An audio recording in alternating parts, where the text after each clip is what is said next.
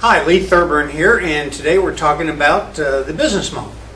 The business model is composed of a number of different functional elements. The first and the foremost, probably the single most important, is the revenue model component of the business model. But you also are going to need to deal, when you create your business model, with the customer and the market profile section. You're going to have a value proposition and talk about differentiation and pricing. And then you want to go into some detail on your selling systems and processes, your distribution systems and processes, your production systems and processes, and then finally customer support and customer experience. Let's talk first about the revenue model component. There are three primary components to the revenue model, or three versions of your revenue model, and it really fundamentally deals with how you collect revenue. What kind of product or service do you sell, and what's your revenue stream look like? So revenue streams come in two primary types: a recurring revenue stream and a non-recurring revenue stream. And then there's a variety of hybrid models that have different elements or aspects of both recurring and non-recurring. So I want you to think of the recurring revenue stream as a bit like farming. A farmer plants food, plants seed, raises the crops, and then he stores the crops, and he eats off that bounty of crops that he's stored for a long period of time.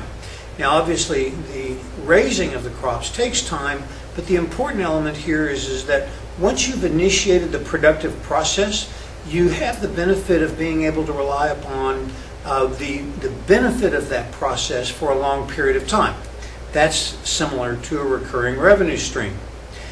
For example, you're going to ask questions such as, how long does the average client stay with the company, and how much revenue do they generate during that time frame? What are the contribution margins of the client, and what is the cost to acquire a new client? Now, examples of companies with recurring revenue streams would be things like cell phone companies and utility companies, magazine subscriptions, of course, yard services, dry cleaners, maybe not quite so much so, because but I put them in here because people have a tendency to select a dry cleaner or a laundry service and reuse them. One of the critical elements of a recurring revenue stream that is nice to be able to rely upon is a contractual obligation.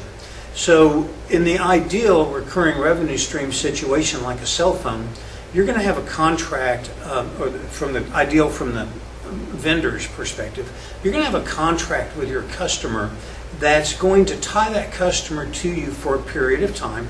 And then as the vendor, you're going to be able to plan and budget around a predictable, reliable revenue stream.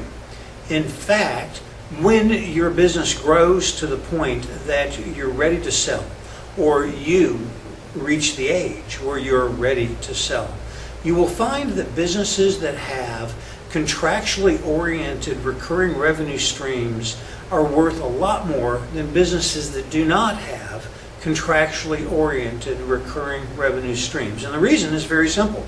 The purchaser is able to look at a relationship with a customer that's not personal, but is contractually based. And therefore, they can rely upon the benefit of that established relationship